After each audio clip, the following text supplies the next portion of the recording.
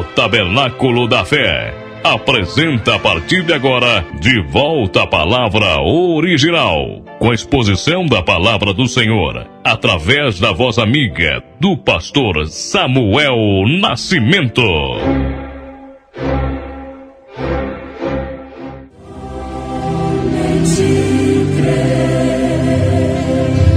A paz de nosso Senhor Jesus Cristo seja com todos os nossos irmãos e irmãs em Cristo.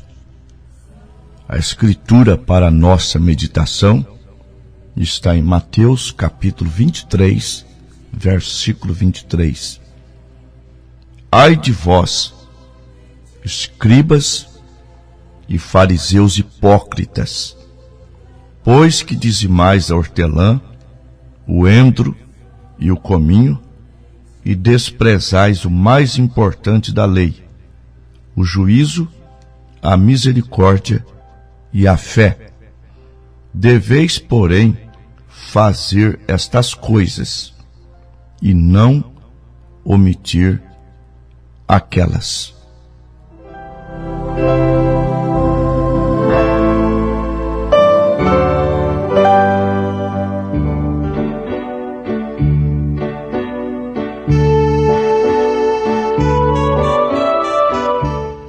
Preciosos irmãos, em Números capítulo 18, versículo 24, está escrito: porque os dízimos dos filhos de Israel, que oferecem ao Senhor em oferta alçada, tenho dado por herança aos levitas, porquanto eu lhes disse, no meio dos filhos de Israel, não terão nenhuma herança. Em Malaquias capítulo 3, a partir do versículo 8, nós encontramos: roubará o homem a Deus? Todavia vós me dizeis, em que te roubamos? Nos dízimos e nas ofertas alçadas. Com maldição sois amaldiçoados, vós que me roubais toda a nação. Trazei todos os dízimos à casa do tesouro, para que haja mantimento na minha casa, e depois fazei prova de mim, diz o Senhor dos Exércitos, se eu não vos abrir as janelas do céu e não derramar sobre vós uma bênção tal que dela vos advenha a maior abastança. Por causa de vós, repreenderei o devorador, para que não vos consuma o fruto da terra, e a vide do campo vos não será estéril, diz o Senhor dos Exércitos. Há quem diga que, quando Jesus disse, em Mateus 23, versículo 23, acerca do dízimo, deveis, porém, fazer estas coisas e não omitir aquelas. Eles alegam que é só ali, e outros chegam até a dizer que a graça não havia sido ainda estabelecida. Mas São Paulo, muito embora não falou a palavra dízimo, nem ele, nem Pedro, nem João, nem Tiago, nenhum deles, pregadores, citaram a palavra dízimo. Mas São Paulo diz, em outras palavras, que como foi no Velho Testamento, deveria ser no Novo Testamento. Como que era no Velho Testamento? As 11 tribos dizimavam para a tribo de Levi. Portanto, a tribo de Levi não tinha herança. Ela vivia dos dízimos que recebiam das demais. São Paulo diz, na primeira carta aos Coríntios, capítulo 9, nós vamos acompanhar atentamente. Ele disse: não sou eu apóstolo, não sou livre, não vi eu a Jesus Cristo, Senhor nosso? Não sois vós a minha obra no Senhor? Se eu não sou apóstolo para os outros, ao menos sou para vós, porque vós sois o selo do meu apostolado no Senhor. Esta é minha defesa para com os que me condenam. Não temos nós direito de comer e beber? Não temos nós direito de levar conosco mulher e irmã, como também os demais apóstolos e os irmãos do Senhor e Cefas? Ou só eu e Barnabé não temos o direito de deixar de trabalhar? Porque ele disse, ou só eu e Barnabé, porque os demais não trabalhavam em serviço secular. O trabalho de Pedro, dos demais, era a pregação do Evangelho. Tá? Está bem claro aqui que eles não trabalhavam. Paulo continua: quem jamais milita à sua própria custa, quer dizer, quem trabalha de graça? Quem planta a vinha e não come do seu fruto? Ou quem apacenta o gado e não come do leite do gado?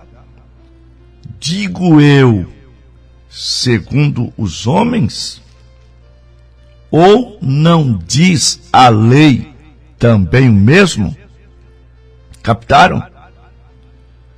Porque na lei de Moisés está escrito: não atarás a boca ao boi que trilha o grão. Porventura tem Deus cuidado dos bois? Ou não diz certamente por nós? Certamente que por nós está escrito: porque o que lavra deve lavrar com esperança, e o que debulha deve debulhar com esperança de ser participante. Se nós vos semeamos as coisas espirituais, será muito que de vós recolhamos as carnais? Se outros participam deste poder sobre vós, por que não mais justamente nós? Mas nós não usamos desse direito.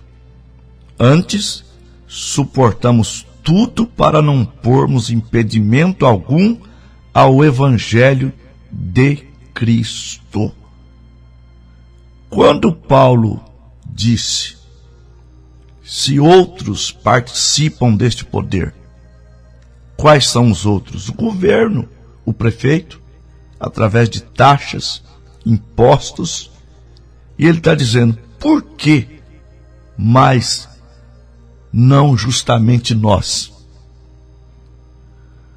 Não sabeis vós que o que administram o que é sagrado comem do que é do templo?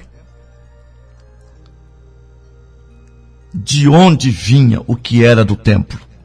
dos dízimos, e os que de contínuo estão junto ao altar participam do altar? Sim. Assim ordenou também o Senhor aos que anunciam o Evangelho que vivam do Evangelho.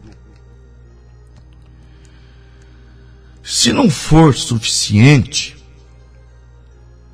eu vou argumentar ainda mais. Falam que o dízimo é da lei, não estamos mais no tempo da lei, como se hoje pudesse matar, roubar, mentir, adulterar. É que a lei que estava nas tábuas, hoje ela deve estar no nosso coração. Tá? Agora, Abraão era do tempo da lei? Abraão viveu 430 anos antes da lei. E ele pagou dízimos. Ele deu o dízimo de tudo que ele possuía. Gênesis 14, do versículo 18 ao 20. E Melquisedeque, rei de Salém, trouxe pão e vinho, e era este sacerdote do Deus Altíssimo. E abençoou e disse: bendito seja Abraão, do Deus Altíssimo, o possuidor do céu e da terra. E bendito seja o Deus Altíssimo, que entregou os teus inimigos nas tuas mãos, e deu-lhe o dízimo de tudo. Você quer saber quem era Melquisedeque? Leia aos Hebreus, capítulo 7. Melquisedeque era Deus em teofania, manifestação corpórea da divindade. Então, Abraão dizimou voluntariamente. Quem se declara filho de Abraão é dizimista, ou deveria ser dizimista. São João capítulo 8, versículo 39. Disseram-lhe eles: nosso pai é Abraão. Jesus disse: se fosseis filhos de Abraão, faríeis as obras de Abraão. Abraão foi obediente e pagou dízimo. Então, filhos de Abraão praticam as obras de Abraão. Abraão foi um crente obediente e pagou seus dízimos de tudo que ele possuía. Agora, em Gálatas 6:6 está escrito: o que é instruído na palavra, reparta os seus bens com aquele que o instrui. Quem é que instrui a congregação? É o ministério pastoral. A igreja tem a responsabilidade de sustentar a família do pastor. Ela tem esta responsabilidade. E a maneira mais justa que existe, que não vai ser injusto com os irmãos, é o dízimo mesmo, porque quem ganha 100 paga 10. Quem ganha 1.000 dizima 100. Quem ganha 10.000 dizima 1.000. Quem ganha 100.000 dizima 10.000. É justo. As coisas de Deus são justas. Agora, o que acontece no nosso tempo? Assim como lá em Mateus 23, eles eram até criteriosos, dizimavam até a hortinha da casa, o cominho, o endro, o hortelã. Só que eles esqueciam do mais importante da lei, o juízo, a misericórdia e a fé. Hoje é a mesma coisa. Hoje os pregadores enfatizam que dá até nojo. Todo culto é batendo em dízimo. Todo culto é oferta para isso, é oferta para aquilo, é oferta para aquilo outro. O filho de Deus, o eleito, o cristão, ele já começa sabendo das suas obrigações. Não é necessário ficar batendo nisso. E esquecem de pregar a sã doutrina.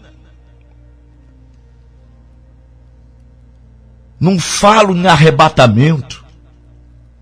Não fala que a mulher tem que usar vestes decentes, não cortar o seu cabelo, não usar roupa que pertence ao homem. Não combatem o pecado. Por quê? Porque se combater o pecado, a arrecadação vai diminuir, porque a quantidade de membros vão diminuir. Então eles focam mais o dízimo, e alguns até diz tridízimo, 30%, que vergonha!